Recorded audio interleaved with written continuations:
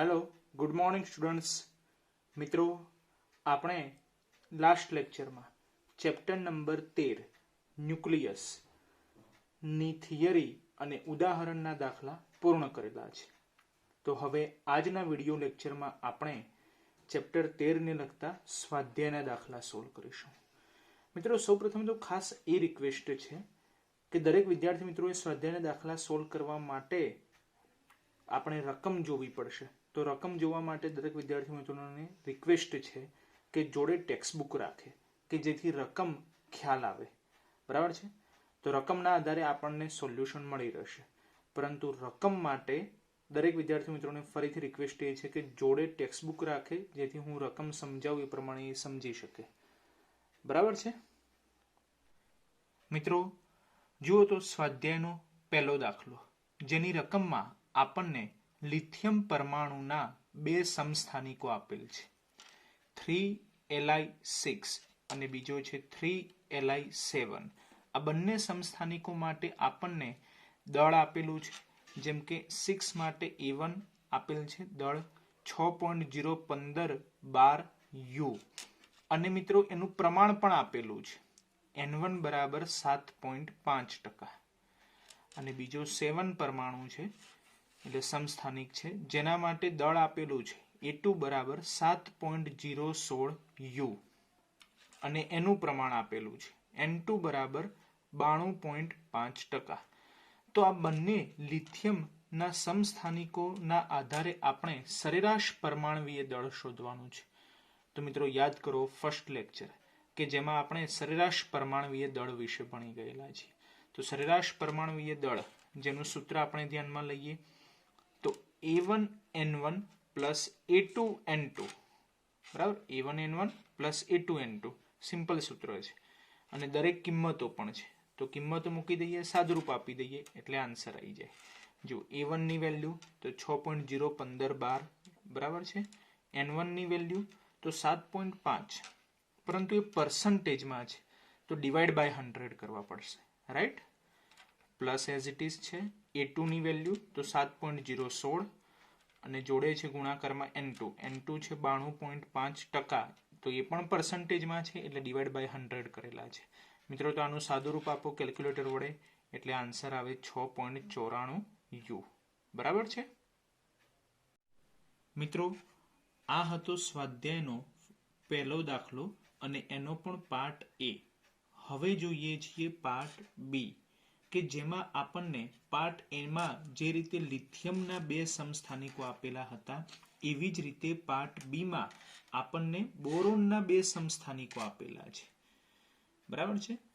જો 5B10 અને 5B11 બંને માટે આપણને A1 A2 આપેલા છે એટલે કે દળ આપેલ છે, જેમ કે 10 સમસ્થાનિક માટે A1 આપેલ છે 10.01294 U અને 11 સમસ્થાનિક માટે A2 આપેલા છે 11.00931 U।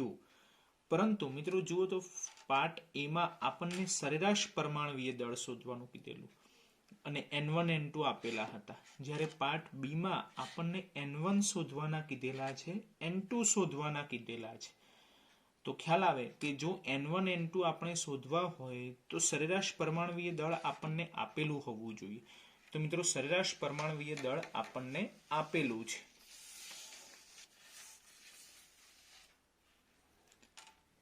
M બરાબર 10.811 U એ સરેરાશ પરમાણવીય દળ છે બોરોનનું 10.811 U જે રકમમાં આપેલું છે। પરંતુ મિત્રો આપણને બે સમસ્થાનિકો આપેલા છે, બોરોન 10 અને બોરોન 11। તો બંને સમસ્થાનિકો માટેનું પ્રમાણ આપણે ધ્યાનમાં લીધું કે 10 માટે N1 છે, 11 માટે N2 છે। તો બંનેના પ્રમાણનો સરવાળો કેટલો હોવો જોઈએ? તો એ પ્રમાણ છે એટલે સરવાળો 100% હોવો જોઈએ। તો ધેટ મીન્સ આપણે કહી શકીએ કે N1 અને N2 નો સરવાળો કેટલો થવો જોઈએ? 100 થવો જોઈએ, બરાબર છે। એટલે N1 પ્લસ N2 બરાબર 100 માટે N2 બરાબર કેટલા લખાશે? તો N1 સામે જશે એટલે 100 માઇનસ N1 લખાશે, બરાબર છે, ખ્યાલ આવે છે। N2 બરાબર 100 માઇનસ N1 લખીશું અને N1 એઝ ઇટ ઇઝ રાખીશું, તો N1 N2 આપણે શોધવાના થશે। બરાબર છે. તો હવે બોરોનનું પરમાણવીય દળ જેનું સૂત્ર આપણે ધ્યાનમાં લઈએ કે M equal to A1N1 plus A2N2. બરાબર છે. ચાલો, તો M આપણને આપેલા છે 10.811 બરાબર A1. તો A1 તમને આપેલા છે 10.01294 અને N1 આપણે શોધવાના છે એટલે એઝ ઇટ ઇઝ રાખ્યા છે, પ્લસ A2 આપણને આપેલા છે 11.00931 અને N2 આપણે લખેલા છે 100 માઇનસ N1. તો લખી કાઢીએ 100 માઇનસ N1 અને છેદમાં 100 લઈ લઈએ છીએ. કેમ 100 લીધેલા છે? કારણ કે N1 અને N2 એ પ્રમાણ છે, પ્રમાણ પર્સન્ટેજમાં મપાય એટલે આપણે 100 લીધેલા છે. બરાબર, એટલે છેદમાં 100 લખી કાઢેલા છે. હવે મિત્રો સાદુરૂપ ધ્યાન આપવાનું છે જરા, કે આપણે કેવી રીતે N1 ને કરતા બનાવીએ છીએ અને N1 શોધીએ છીએ એ સાદુરૂપ જરા ધ્યાન આપવાનું છે. ખાસ જોજો ડિટેલમાં કે છેદમાં જે 100 છે એને આપણે સામે ગુણી કાઢીએ છીએ. કોની જોડે 10.811 ગુણ્યા 100 કરીએ તો આન્સર આવશે 1081.1. 1081.1. બાકી બધું જ એઝ ઇટ ઇઝ રાખીએ છીએ. જુઓ 10.01294 N1 તો એઝ ઇટ ઇઝ છે 10.01294 N1 અને હવે આ બ્રેકેટ ઓપન કરી કાઢીએ. બોલો 11.00931 ગુણ્યા 100 કરીએ તો 1100.931 થશે, માઇનસ N1 ને પણ આની જોડે ગુણી કાઢીએ તો 11.00931 N1. બરાબર છે. ચલો, હવે N1 આપણે શોધવાના છે, તો જે આપણે શોધવાનું છે એને આપણે ડાબી બાજુ રાખીએ છીએ. બરાબર છે, અને બાકીનું બધું જ જમણી બાજુ લઈ જઈએ છીએ. તો 11.00931 N1 જે માઇનસ છે એને આપણે ડાબી તરફ લઈ જઈએ તો પ્લસ બની જશે. જુઓ 11.00931 N1 પ્લસ થઈ ગયા અને આ જુઓ N1 જે છે 10.01294 N1 જે પ્લસ છે એને આપણે ડાબી બાજુ લઈ જઈએ તો માઇનસ થઈ જશે. તો જુઓ માઇનસ 10.01294 N1. બરાબર, તો N1 વાળું પદ ડાબી બાજુ આવી ગયું. બરાબર, ની જમણી બાજુ આપણે બીજું પદ ધ્યાનમાં લઈએ છીએ એટલે 1100.931 એઝ ઇટ ઇઝ છે અને 1081.1 જે પ્લસ હતા એ જમણી બાજુ આવશે એટલે માઇનસ થઈ જશે, માઇનસ 1081.1. બરાબર છે. ચાલો, હવે 11.00931 માઇનસ 10.01294 કેલ્ક્યુલેટર વડે કરીએ તો આપણને આન્સર મળે 0.9953 અને N1 એઝ ઇટ ઇઝ છે. અને આ બંનેની બાદબાકી કરીએ તો આપણને મળશે 19.831 અને હવે N1 શોધવા માટે 0.9963 ને આપણે 19.831 વડે ભાગી કાઢીએ તો આપણને N1 મળશે 19.90. અને મિત્રો N1 એ શું છે? પ્રમાણ છે, એટલે આપણે 19.90% લખીશું. રાઈટ, તો બોરોન 10 માટે પ્રમાણ કેટલું? તો N1 બરાબર 19.90%. અને બોરોન 11 માટે કેટલું? તો આ N1 ની કિંમત અહીંયા મૂકી દઈએ તો આપણને મળી જાય N2. એટલે N2 બરાબર લખાશે 100 માઇનસ N1 એટલે કે 100 માઇનસ 19.90 ઇક્વલ ટુ 80.1%. તો એ થઈ જશે N2 એટલે કે બોરોન 11 નું પ્રમાણ 80.1%. બરાબર છે મિત્રો. હવે જોઈએ છીએ આપણે સ્વાધ્યાયનો બીજો દાખલો. મિત્રો જુઓ તો સ્વાધ્યાયના બીજા દાખલાની રકમમાં આપણને પહેલા દાખલાની જેમ જ 3 સમસ્થાનિકો આપેલા છે. પહેલા દાખલામાં આપણને લિથિયમના અને બોરોનના 2 સમસ્થાનિકો આપેલા, જ્યારે આ બીજા દાખલામાં આપણને નિયોનના 3 સમસ્થાનિકો આપેલા છે. તમે જોઈ શકો છો 10 નિયોન 20, 10 નિયોન 21 અને 10 નિયોન 22 3 સમસ્થાનિકો આપેલા છે. ત્રણેય સમસ્થાનિકો માટે આપણને દળ આપેલ છે અને પ્રમાણ આપેલ છે. જેમ કે 20 માટે આપણને A1 આપેલા છે 19.99 U અને એનું પ્રમાણ N1 આપેલું છે 90.51%. બરાબર છે. એ જ રીતે બીજો સમસ્થાનિક 21 વાળો કે જેના માટે આપણને A2 આપેલા છે 20.99 U અને N2 આપેલા છે 0.27%. અને ત્રીજો સમસ્થાનિક નિયોન 22 જેના માટે આપણને A3 આપેલા છે 21.99 U અને એનું પ્રમાણ આપેલું છે N3 9.22%. બરાબર છે. તો હવે ત્રણ સમસ્થાનિકો માટે આપણને A1, A2, A3, N1, N2, N3 દરેકની વેલ્યુ આપેલી છે અને નિયોનનું સરેરાશ પરમાણવીય દળ આપણને શોધવાનું કીધેલું છે. તો સૂત્ર ધ્યાનમાં લઈએ કે નિયોનનું સરેરાશ પરમાણવીય દળ જે થશે M બરાબર A1N1 plus A2N2 plus A3N3 upon 100. 100 કેમ છે એ ખ્યાલ છે ને?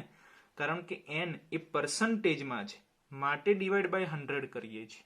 બરાબર. તો હવે સિમ્પલ વેલ્યુઝ મૂકી દઈએ. જેમ કે A1 19.99, N1 તો 90.51, પ્લસ A2 તો 20.99, N2 તો 0.27, પ્લસ A3 તો 21.99 અને N3 તો 9.22 ડિવાઇડેડ બાય 100.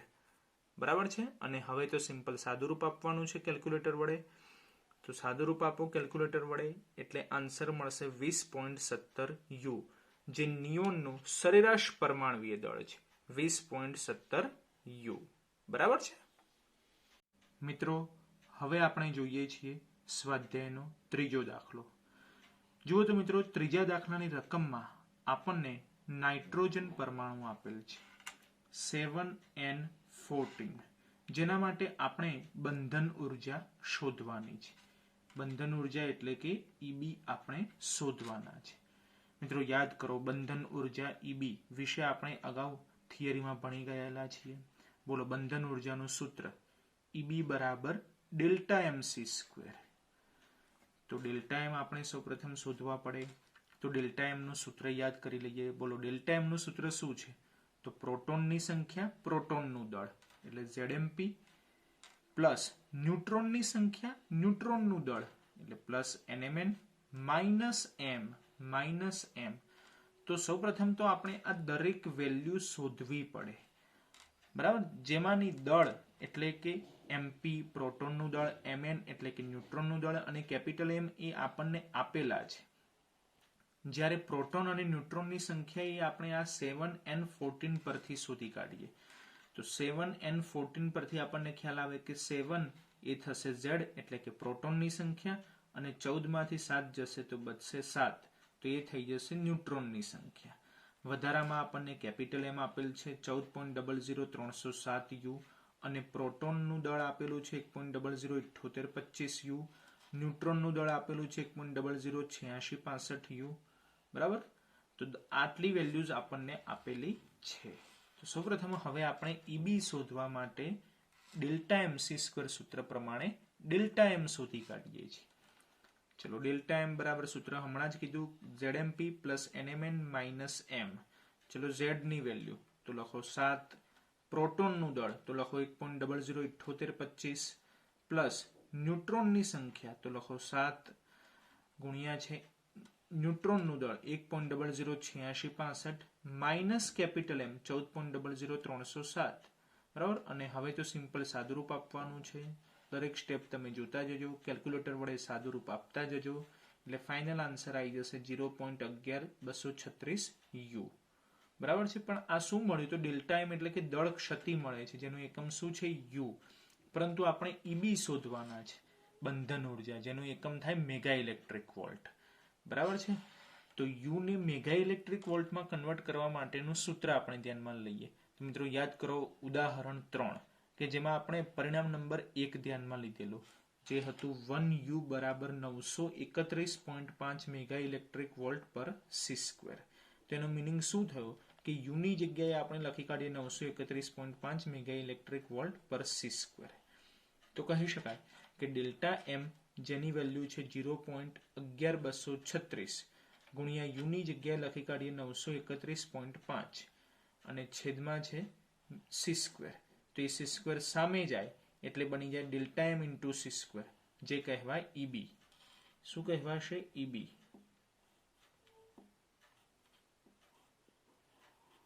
બરાબર. જે આપણે શોધવાના છે, કારણ કે EB બરાબર ડેલ્ટા M જોડે ગુણાશે c². અને હવે આ બંનેનો ગુણાકાર કરો.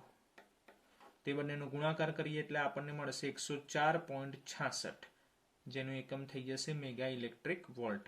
તો જે કહેવાશે ન્યુટ્રોન 7N14 ની બંધન ઉર્જા EB બરાબર 104.66 મેગા ઇલેક્ટ્રિક વોલ્ટ. બરાબર છે. ચાલો વિદ્યાર્થી મિત્રો, આગળ વધીએ અને જોઈએ છીએ હવે સ્વાધ્યાયનો ચોથો દાખલો. જો તો મિત્રો, સ્વાધ્યાયના ચોથા દાખલાની રકમના આધારે તમને ખ્યાલ આવે કે બે પાર્ટ છે, પાર્ટ A અને પાર્ટ બી. પાર્ટ એમાં આપણને તત્વ આપેલું છે 26 Fe56, જેના માટે આપણે બંધન ઉર્જા શોધવાની છે. અને સેમ પાર્ટ બીમાં આપણને તત્વ આપેલું છે 83 બિસ્મથ 209 અને એના માટે બંધન ઉર્જા શોધવાની છે. તો હમણાં જ મિત્રો અગાઉના દાખલામાં આપણે ડિસ્કસ કર્યું કે બંધન ઉર્જા શોધવા માટેનું સૂત્ર EB બરાબર ડેલ્ટા mc². બરાબર છે. તો ડેલ્ટા એમ સૌ પ્રથમ શોધવા પડે, જેના માટે આપણે 26 Fe56 ઉપરથી પ્રોટોનની સંખ્યા એટલે કે Z નક્કી કરી દઈએ, જે થશે 26, અને ન્યુટ્રોનની સંખ્યા નક્કી કરી દઈએ, જે થશે 56 - 26 = 30. બરાબર છે. અને આપણે EB એટલે કે બંધન ઉર્જા શોધીશું. વધારામાં આપણે EBN પણ શોધી કાઢીએ છીએ, જે થશે ન્યુક્લિયોન દીઠ બંધન ઉર્જા. બરાબર. તો મિત્રો આટલી વેલ્યુ આપણને આપેલ છે કે કેપિટલ M જે છે 55.934939 U, પ્રોટોનનું દળ જે છે 1.007825 U, ન્યુટ્રોનનું દળ જે છે 1.008665 U. બરાબર. અને હવે આપણે સૌ પ્રથમ ઉપરના દાખલાની જેમ જ ડેલ્ટા એમ શોધી કાઢીએ, જેનું સૂત્ર છે ZMP plus NMN minus M. બરાબર છે. જેમાં આપણને Z આપેલા છે 26. બરાબર છે. એટલે 26 ગુણ્યા પ્રોટોનનું દળ તો 1.007825, જેની વડે આપણે 26 ને ગુણી કાઢીએ એટલે 26.20345, પ્લસ ન્યુટ્રોનની સંખ્યા જે છે 30 જોડે ન્યુટ્રોનનું દળ ગુણી કાઢીએ જે છે 1.008665, એટલે આપણને મળી જશે 30.25,995, માઇનસ કેપિટલ M જે આપેલા છે 55.934939. બરાબર. તો હવે મિત્રો આનું સાદુરૂપ આપીએ છીએ કેલ્ક્યુલેટરના દ્વારા, તો આપણને મળશે 0.528461 U. પરંતુ આ U એકમમાં મળે છે અને આપણને ખ્યાલ છે કે U માંથી મેગા ઇલેક્ટ્રિક વોલ્ટ પર c² માં જવા માટે આપણે આ પરિણામને 931.5 વડે મલ્ટીપ્લાય કરવા પડે. તો હવે આને 931.5 વડે મલ્ટીપ્લાય કરી કાઢીએ એટલે આન્સર આવશે 492.26 મેગા ઇલેક્ટ્રિક વોલ્ટ, જે શું કહેવાશે? EB કહેવાશે. EB એટલે કે બંધન ઉર્જા. બરાબર છે. EB બરાબર 492.26 મેગા ઇલેક્ટ્રિક વોલ્ટ. વધારામાં આપણે EBN શોધી કાઢીએ છીએ, એટલે કે ન્યુક્લિયોન દીઠ બંધન ઉર્જા. EBN equal to EB upon A સૂત્ર થશે. સૂત્ર શું થશે? EB upon A. બોલો EB કેટલા છે? તો 492.26, અને A કેટલા છે? તો ન્યુક્લિયોનની સંખ્યા કેટલી છે? તો 56, એટલે ડિવાઈડ બાય 56. તો આ બંનેનો ભાગાકાર કરો, આન્સર આવશે 8.79 મેગા ઇલેક્ટ્રિક વોલ્ટ, જે થશે ન્યુક્લિયોન દીઠ બંધન ઉર્જા એટલે કે EBN. બરાબર છે. અને હવે આપણે જોઈએ છીએ પાર્ટ બી. સેમ આ જ રીતે ગણતરી છે, ખાલી તત્વ બદલાય છે એટલે આંકડાઓ બદલાશે, બાકી સૂત્ર આનું આ જ આપણે વાપરેલું છે. બરાબર. જુઓ 83 બિસ્મથ 209, જેના આધારે આપણે પ્રોટોનની સંખ્યા એટલે કે Z નક્કી કરી દીધા 83, ન્યુટ્રોનની સંખ્યા નક્કી કરી દઈએ, 209 માંથી 83 બાદ કરી દો એટલે ન્યુટ્રોનની સંખ્યા મળી જશે 125. બરાબર. કેપિટલ M આપણને આપેલ છે રકમમાં 208.980,388 U, અને EB એટલે કે બંધન ઉર્જા આપણે શોધવાની છે. EBN એટલે કે ન્યુક્લિયોન દીઠ બંધન ઉર્જા પણ આપણે વધારામાં શોધી કાઢીએ છીએ. બરાબર. તો એ જ રીતે જે રીતે આગળના દાખલામાં આપણે સૌપ્રથમ ડેલ્ટા M શોધ્યા, એ જ રીતે ડેલ્ટા M શોધી કાઢીએ છીએ. ડેલ્ટા M બરાબર સૂત્ર એ જ છે કે ZMP plus NMN minus capital M.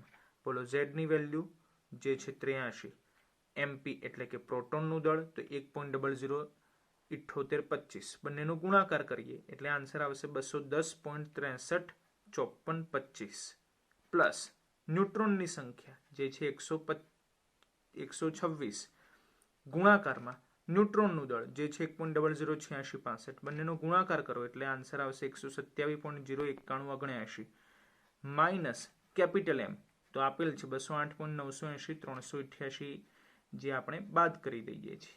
બરાબર. તો આનું સાદુરૂપ આપીએ મિત્રો એટલે આપણને આન્સર મળશે 1.760 U, પરંતુ એ U એકમમાં છે, જેમાંથી આપણે મેગા ઇલેક્ટ્રિક વોલ્ટ પર c² માં કન્વર્ટ કરીએ તેના માટે આપણે 23.760 ને 931.5 વડે મલ્ટીપ્લાય કરી કાઢીએ છીએ એટલે 1640.25 મેગા ઇલેક્ટ્રિક વોલ્ટ મળશે, જે કહેવાશે ઈબી એટલે કે બંધન ઉર્જા. બિસ્મથ માટે બંધન ઉર્જા ઈબી બરાબર 1640.25 મેગા ઇલેક્ટ્રિક વોલ્ટ આપણને મળે છે. અને વધારામાં આપણે ન્યુક્લિયોન દીઠ બંધન ઉર્જા ઈબીએન શોધી કાઢીએ, જેનું સૂત્ર થાય ઈબી અપોન એ. ઈબી કેટલા છે? 1640.25 ભાગ્યા એ કેટલા છે? 209. આ બંનેનો ભાગાકાર કરો એટલે આપણને ઈબીએન મળી જાય. ન્યુક્લિયોન દીઠ બંધન ઉર્જા ઈબીએન બરાબર 7.84 મેગા ઇલેક્ટ્રિક વોલ્ટ. બરાબર છે મિત્રો. હવે આપણે જોઈએ છીએ સ્વાધ્યાયનો 5મો દાખલો, જેમાં સ્વાધ્યાયના 5મા દાખલાની રકમમાં આપણને 3 ગ્રામ દળ ધરાવતો તાંબાનો સિક્કો ધ્યાનમાં લેવાનું કીધેલું છે. તાંબુ એટલે કે 29Cu63, જેના માટે Z એટલે કે પ્રોટોનની સંખ્યા Z બરાબર 29 લખાશે અને ન્યુટ્રોનની સંખ્યા 63 - 29 એટલે કે 34 લખાશે. બરાબર છે. અને એ Cu એટલે કે કોપર માટે, તાંબા માટે આપણને કેપિટલ એમ આપી દીધેલ છે 62.9296 U. તો મિત્રો આપણે એના માટે 3 ગ્રામ દળ ધરાવતા સિક્કામાંથી ન્યુક્લિયસને આપણે બહાર કાઢવા છે, એટલે કે એમાં રહેલા ન્યુક્લિયોન્સને, પ્રોટોન અને ન્યુટ્રોનને આપણે છૂટા પાડવા છે. તેના માટે આપવી પડતી બંધન ઉર્જા આપણે શોધવાની છે. તો ખ્યાલ આવે કે બંધન ઉર્જા ઈબી જ આપણે શોધવાના છે, ઈબી શોધવાના છે. તો મિત્રો હમણાં જ અગાઉના દાખલા સોલ્વ કર્યા કે જેમાં આપણે ઈબી શોધેલ છે, બંધન ઉર્જા. બરાબર છે. તો એ જ સૂત્ર આપણે ધ્યાનમાં લઈએ છીએ, જેના માટે આપણે સૌપ્રથમ શું કરવું પડશે? ડેલ્ટા એમ શોધવા પડશે. તો ડેલ્ટા એમ આપણે શોધી કાઢીએ છીએ. તો ડેલ્ટા એમ શોધવા માટે ડેલ્ટા એમનું સૂત્ર ZMP plus NMN minus capital M. ચલો, Z ની વેલ્યુ કેટલી છે? 29. બોલો, પ્રોટોનનું દળ આપણને ખ્યાલ જ છે 1.007825. બંનેનો ગુણાકાર કરો તો આન્સર આવે 29.226.925 પ્લસ ન્યુટ્રોનની સંખ્યા 34. ગુણાકારમાં ન્યુટ્રોનનું દળ 1.008665. બંનેનો ગુણાકાર કરો, આન્સર આવે 34.29461 minus capital M. Capital M કેટલા છે? તો 62.9296. ચાલો, હવે આનું સાદુરૂપ આપીએ છીએ. આનું સાદુરૂપ આપીએ એટલે આન્સર આવશે 0.591935 U. પરંતુ એકમ U છે તો એને મેગા ઇલેક્ટ્રિક વોલ્ટ પર C² માં કન્વર્ટ કરવા માટે આ જે આન્સર મળ્યો એને આપણે 931.5 વડે મલ્ટીપ્લાય કરવા પડશે. મલ્ટીપ્લાય કરીશું એટલે આન્સર આવશે 551.38 મેગા ઇલેક્ટ્રિક વોલ્ટ, જે કહેવાશે ઈબી. બંધન ઉર્જા 551.38 મેગા ઇલેક્ટ્રિક વોલ્ટ. બરાબર છે. અને હવે મિત્રો આપણને 3 ગ્રામ દળ ધરાવતા સિક્કા માટે પરમાણુની સંખ્યા શોધવી પડશે, કારણ કે આપણે શું શોધવાનું છે? 3 ગ્રામ દળ ધરાવતા સિક્કામાંથી ન્યુક્લિયોન્સને છૂટા પાડવા માટે આપવી પડતી ઉર્જા કેટલી. તો સૌપ્રથમ તો આપણે એ શોધવું પડે કે 3 ગ્રામ દળ ધરાવતા સિક્કામાં પરમાણુની એટલે કે ન્યુક્લિયસની સંખ્યા કેટલી છે એ નક્કી કરવી પડશે. મિત્રો ખાસ ધ્યાન આપજો કે પરમાણુની સંખ્યા લખો કે ન્યુક્લિયસની સંખ્યા લખો, બંને એક જ થશે, કારણ કે પરમાણુનું કેન્દ્ર જ છે ન્યુક્લિયસ. એટલે જેટલા પરમાણુઓ એટલા ન્યુક્લિયસ, રાઈટ? એટલે તમે પરમાણુની સંખ્યા પણ બોલી શકો, ન્યુક્લિયસની સંખ્યા પણ બોલી શકો. તો આપણે શું કરવું પડશે? સૌપ્રથમ એ નક્કી કરવું પડશે કે 3 ગ્રામ દળ ધરાવતા સિક્કામાં પરમાણુ એટલે કે ન્યુક્લિયસની સંખ્યા કેટલી છે, અને પછી એ ન્યુક્લિયસને બહાર કાઢવા માટે આપણે કેટલી ઉર્જા આપવી પડશે એ શોધીશું. બરાબર છે. તો આપણે સૌપ્રથમ 3 ગ્રામ દળ ધરાવતા સિક્કામાં પરમાણુની સંખ્યા n શોધી કાઢીએ, જેના માટે આપણને દળ આપેલું છે 3 ગ્રામ અને ટોટલ દળ આપેલું છે 62.9296 U. બંનેનો ભાગાકાર કરીએ છીએ, જેના માટે આપણે બંનેના એકમો એક સરખા રાખવા પડશે. તો 3 ગ્રામમાંથી કિલોગ્રામમાં કન્વર્ટ કરી કાઢીએ. 3 ગુણ્યા 10⁻³ અને છેદમાં છે 62.9296. જેને યુ એકમ છે એમાંથી કિલોગ્રામમાં કન્વર્ટ કરી કાઢીએ એટલે 1.6605 ગુણ્યા 10⁻27 વડે મલ્ટીપ્લાય કરી કાઢીએ. ચાલો હવે આનું સાદુરૂપ આપીએ. સાદુરૂપ આપીશું એટલે આન્સર આવશે 0.0287 ગુણ્યા 10⁻24 જે થશે પરમાણુઓની સંખ્યા n. બરાબર, જેના આધારે આપણને ખ્યાલ આવે કે હવે આટલા પરમાણુઓને આપણે છૂટા પાડવા છે તો આપવી પડતી બંધન ઉર્જા કેટલી? તો એક પરમાણુને છૂટા પાડવા માટે આપવી પડતી બંધન ઉર્જા Eb જેટલી છે. તો n પરમાણુને છૂટા પાડવા માટે આપવી પડતી બંધન ઉર્જા કેટલી થાય? n Eb જેટલી થાય. ફરીથી જુઓ, સાંભળજો. એક પરમાણુને છૂટા પાડવા માટે આપવી પડતી બંધન ઉર્જા Eb, તો n પરમાણુને છૂટા પાડવા માટે આપવી પડતી બંધન ઉર્જા કેટલી? n Eb જેટલી થાય. તો એને આપણે n Eb કહી દઈએ છીએ. n આપણે શોધેલા છે 0.0287 ગુણ્યા 10⁻24 અને ગુણાકારમાં Eb જે છે 551.38 મેગા ઇલેક્ટ્રિક વોલ્ટ.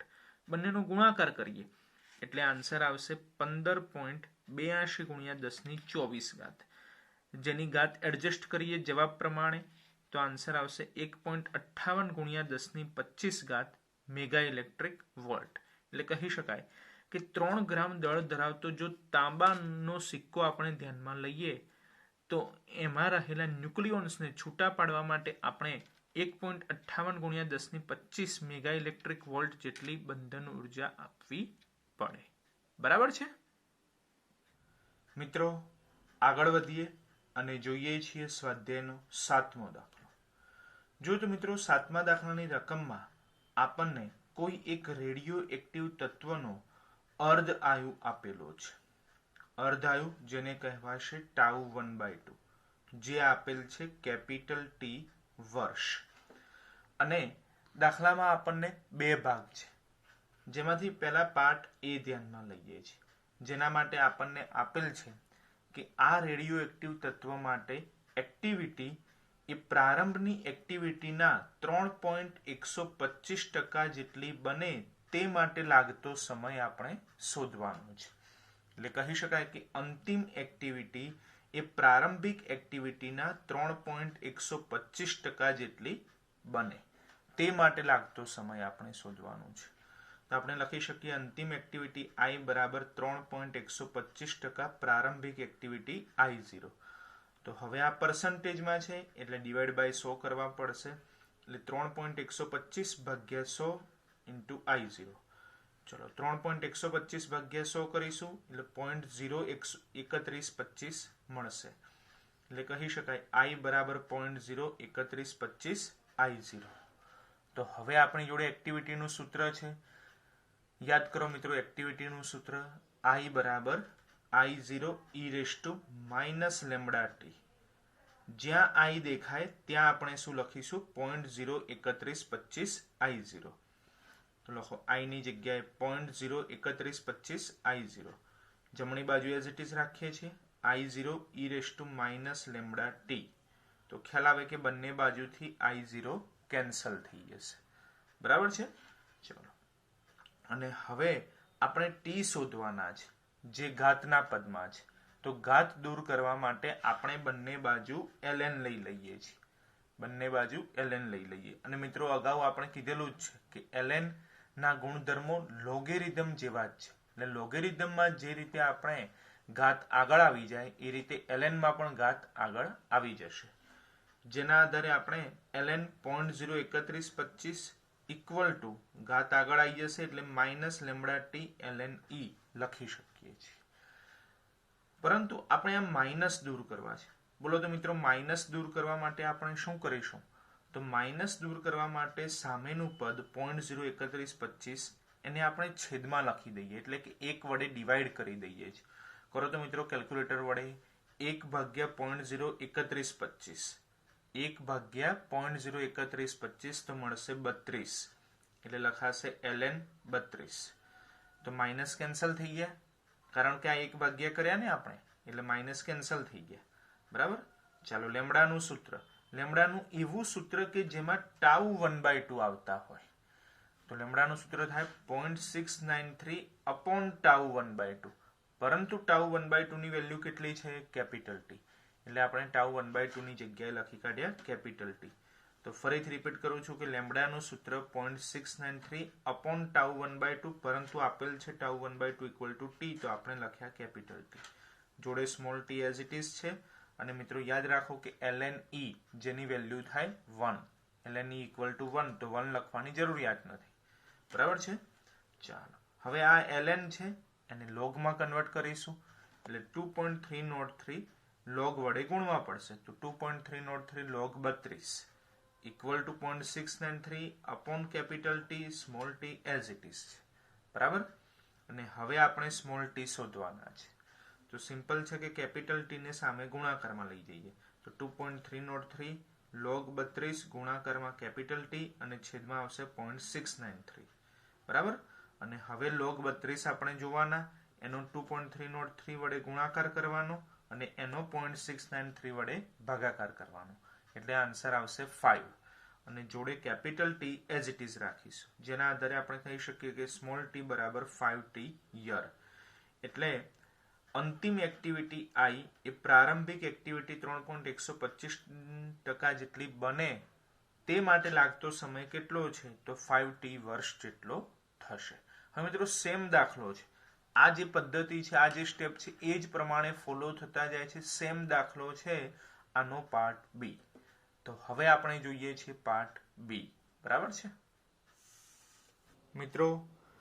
હવે આપણે સ્વાધ્યાયના 7મા દાખલાનો પાર્ટ બી ધ્યાનમાં લઈએ છીએ. જો તો મિત્રો પાર્ટ બી માં પણ રકમ પાર્ટ એ જેવી જ છે. જેમ કે પાર્ટ એ માં આપણે 3.125% જેટલી પ્રારંભિક એક્ટિવિટી બને તે માટે લાગતો સમય શોધવાનો હતો. તો હવે પાર્ટ બી માં આપણે અંતિમ એક્ટિવિટી એ પ્રારંભિક એક્ટિવિટીના 1% જેટલી બને તે માટે લાગતો સમય શોધવાનો છે. બરાબર છે. એટલે સ્ટેપ આપણે એ પ્રમાણે જ ફોલો કરીએ છીએ. સેમ દાખલો છે, ખાલી આંકડાઓ બદલાય છે. જો અંતિમ એક્ટિવિટી I પ્રારંભિક એક્ટિવિટી I0 ના 1% જેટલી બને તે માટે લાગતો આપણે સમય શોધવાનો છે. એટલે લખીએ છીએ I બરાબર 1% I0. સિમ્પલ છે કે પર્સન્ટેજ છે એટલે ડિવાઈડ બાય 100 કરવા પડશે. તો 1/100 જોડે I0 એઝ ઇટ ઇઝ છે. બરાબર છે. ચાલો 1/100 કરો તો આન્સર આવશે 0.01. એટલે I બરાબર 0.01 I0. બરાબર. હવે I નું સૂત્ર તો છે જ આપણી જોડે કે I બરાબર I0 e raise to minus lambda T. બરાબર છે. તો આપણે શું લખીશું કે I ની જગ્યાએ 0.01 I0. I ની જગ્યાએ લખી કાઢ્યા 0.01 I0 બરાબર જમણી બાજુ as it is I0 e raise to minus lambda T. તો બંને બાજુથી I0 કેન્સલ થઈ જશે. બરાબર છે. ચાલો હવે શું શોધવાનું છે? આપણે ટી શોધવાના છે. ટી ક્યાં છે? ઘાતમાં છે. ઘાત દૂર કરવા આપણે શું કરવું પડે? બંને બાજુ ln લેવા પડશે. તો બંને બાજુ આપણે ln લઈ લઈએ છીએ. તો ln 0.01 બરાબર ઘાત આગળ આવી જાય એટલે minus lambda T ln e. બરાબર છે. ચાલો હવે શું કરવાનું છે કે માઇનસ દૂર કરવા છે. બોલો માઇનસ દૂર કરવા આપણે શું કરેલું પાર્ટ એમાં કે ડાબી બાજુ જે પદ છે એને 1 ના ભાગમાં લખી કાઢવાનું. એટલે 1 વડે એને ભાગી કાઢીશું. ચાલો 1 વડે 0.01 ને ભાગી કાઢો. બોલો 1 વડે 0.01 ને ભાગી કાઢીએ તો આન્સર આવશે 100. એટલે લખી કાઢ્યા છે ln 100. ખ્યાલ આવે છે ને? 1/0.01 કરીએ એટલે 100. એટલે લખ્યા ln 100. અને એ ભાગાકાર કર્યો જેના આધારે આ માઇનસ કેન્સલ થઈ ગયા. બરાબર છે. ચાલો લેમ્બડાનું સૂત્ર યાદ કરો ફરીથી. તો 0.693 અપોન ટાઉ 1/2. પરંતુ રકમમાં આપેલ છે ટાઉ 1/2 બરાબર કેપિટલ ટી. એટલે આપણે લખી કાઢીએ 0.693 અપોન કેપિટલ ટી. જોડે small T as it is છે. અને ln ની કિંમત કેટલી થાય? ln e બરાબર 1 થાય. 1 લખવાની જરૂર નથી. બરાબર છે. ચાલો ln માંથી લોગમાં કન્વર્ટ કરવું છે. બોલો ln માંથી લોગમાં કન્વર્ટ કરવા માટે શું કરીશું? 2.303 લોગ વડે મલ્ટીપ્લાય કરીશું. તો કરી કાઢીએ 2.303 લોગ 100 બરાબર 0.693 upon capital T small t. એ બધું જ એઝ ઇટ ઇઝ છે. બરાબર. સ્મોલ ટી શોધવાના છે તો એને કરતા બનાવો. ચલો સ્મોલ ટી ને કરતા બનાવો તો કેપિટલ ટી સામે ગુણાશે લોગ જોડે. 2.303 લોગ 100 ઇન્ટુ કેપિટલ ટી અને છેદમાં આવશે 0.693. બરાબર છે. ચાલો log 100 જોવાનો, એને 2.303 વડે ગુણવાનો, જે આન્સર આવે એને 0.693 વડે ભાગી કાઢીએ તો આન્સર આવશે 6.65 અને capital T as it is છે, એકમ થશે વર્ષ. તો મિત્રો આપણે અંતિમ એક્ટિવિટી પ્રારંભિક એક્ટિવિટીના 1% જેટલી બને તે માટે લાગતો સમય શોધવાનો હતો, જે મળે છે 6.65 કેપિટલ ટી વર્ષ. બરાબર છે મિત્રો. હવે આપણે જોઈએ છીએ સ્વાધ્યાયનો 8મો દાખલો. જો તો મિત્રો 8મા દાખલાની રકમમાં આપણને આપેલ છે કે સજીવ જ્યારે જીવંત છે ત્યારે એના વિભંજનનો દર મિનિટે 15 જેટલો છે. સજીવ જ્યારે જીવંત છે જેને કહેવાશે પ્રારંભિક એક્ટિવિટી, એટલે કે I0, જે આપેલ છે 15 વિભંજન પર મિનિટ, એટલે કે દર મિનિટે 15 વિભંજનો થાય છે. ક્યારે? જ્યારે એ જીવંત છે ત્યારે, એટલે કહેવાશે પ્રારંભિક એક્ટિવિટી I0. અને આગળ આપેલ છે કે હવે એ વ્યક્તિ મરી જાય છે ત્યારે તેના વિભંજનનો દર ઘટીને 9 વિભંજન પર મિનિટ થઈ જાય છે. એટલે દર મિનિટે 9 વિભંજનો થાય છે. ક્યારે? જ્યારે સજીવ મરી જાય છે ત્યારે. તો એ થઈ જશે અંતિમ એક્ટિવિટી I ઇક્વલ ટુ 9 વિભંજન પર મિનિટ. બરાબર. આના આધારે આપણને કીધેલું છે કે આપણે નક્કી કરવાનું છે કે મોહેનજો-દડો સંસ્કૃતિ કેટલા વર્ષ જૂની હોઈ શકે, એનો અંદાજ આપણે મેળવવાનો છે. જેમાં આપણને ખ્યાલ આવી ગયો કે સજીવ જીવન છે તો પ્રારંભિક એક્ટિવિટી 15 જેટલી, સજીવ મૃત્યુ પામે છે તો અંતિમ એક્ટિવિટી 9 જેટલી. એટલે I0 અને I આપેલા છે. તો સિમ્પલ છે કે I નું સૂત્ર હવે આપણે એપ્લાય કરીશું. બરાબર છે. ચાલો I નું સૂત્ર I0 e raise to minus lambda T. બરાબર. તો I0 જે છે એને આપણે છેદમાં લઈ જઈએ તો શું થઈ જશે? I upon I0, I upon I0. બરાબર છે. ચાલો I ની વેલ્યુ કેટલી છે? 9. I0 ની વેલ્યુ કેટલી છે? 15. તો 9 ભાગ્યા 15 બરાબર e raise to minus lambda T as it is છે. બરાબર છે. પરંતુ મિત્રો હવે ધ્યાન આપજો કે આ માઇનસ આપણે દૂર કરવા છે. બોલો, ઘાતમાં રહેલા માઇનસ દૂર કરવા માટે આપણે ઉપરના દાખલામાં શું કર્યું? તો અંશ છેદ બદલી દીધા. બરાબર છે. અંશ છેદ બદલી દીધેલા. એટલે જે છેદમાં હોય એને અંશમાં લખો, અંશમાં હોય એને છેદમાં લખો. બરાબર છે. તો 9 ભાગ્યા 15 ની જગ્યાએ જો આપણે 15 ભાગ્યા 9 લખી કાઢીએ, 15 ભાગ્યા 9 અંશ છેદ બદલી કાઢીએ છીએ તો સામેવાળું માઇનસ કેન્સલ થઈ જશે. તો કેલ્ક્યુલેટર વડે કરો 15 ભાગ્યા 9. શું કરીશું? 15 ભાગ્યા 9. તો આન્સર આવશે 1.66. 1.66. બરાબર. તો e raise to lambda T થઈ જશે, માઇનસ કેન્સલ થઈ ગયા. એટલે e raise to lambda T બરાબર 1.66. બરાબર. સ્ટેપ ખ્યાલ આવ્યો ને દરેકને? 9 ભાગ્યા 15 કરો તો 1.66 નહીં મળે. 15 ભાગ્યા 9 કરશો તો મળશે. કેમ 15 ભાગ્યા 9 કર્યા? કારણ કે અહીંયાથી માઇનસ કેન્સલ કરવા હતા. બરાબર છે. ચાલો, તો e raise to lambda T બરાબર 1.66. હવે આપણે ટી શોધવા છે જે ઘાતમાં છે. બોલો, ઘાત દૂર કરવા આપણે શું કરવું પડે? ln લેવા પડે. તો બંને બાજુ ln લઈ લઈએ. તો લેમ્ડા ટી ઘાત છે જે આગળ આવી જશે. એટલે લેમ્ડા ટી ln e બરાબર ln 1.66. બરાબર છે. ચાલો, લેમ્ડાનું સૂત્ર 0.693 અપોન ટાઉ 1/2. જુઓ, 0.693 અપોન ટાઉ 1/2. જોડે small T as it is. બોલો, ln e ની વેલ્યુ થશે 1, એટલે લખવાની જરૂર નથી. ચલો, ln માંથી log માં કન્વર્ટ કરો તો 2.303 log 1.66. બરાબર છે. ચાલો, અને હવે આપણે ટી શોધવાના છે. તો ટાઉ 1/2 ને સામે ગુણી કાઢીએ તો 2.303 log 1.66 તમે જોશો તો 0.221 મળશે. જોડે ટાઉ 1/2 ગુણાશે અને છેદમાં આવશે 0.693. બરાબર છે. ચાલો, હવે મિત્રો ટાઉ 1/2 ની વેલ્યુ આપેલી છે 57, 30 વર્ષ. ટાઉ 1/2 આપેલા છે 57, 30 વર્ષ. તો 57, 30 ગુણ્યા 0.221 ગુણ્યા 2.303 છેદમાં 0.693. આનું સાદુરૂપ જો તમે આપશો કેલ્ક્યુલેટર વડે તો આન્સર આવશે 4224 વર્ષ. બરાબર. એટલે આપણે મોહેન્જો-દડો સંસ્કૃતિ કેટલી જૂની છે એનો અંદાજ મેળવવાનો હતો. તો આન્સર આવી શકે છે 4224 વર્ષ. એપ્રોક્સિમેટલી મોહેન્જો-દડો પદ્ધતિ જે છે એ 4200 વર્ષ જૂની છે એવું આપણે કહી શકીએ. બરાબર છે.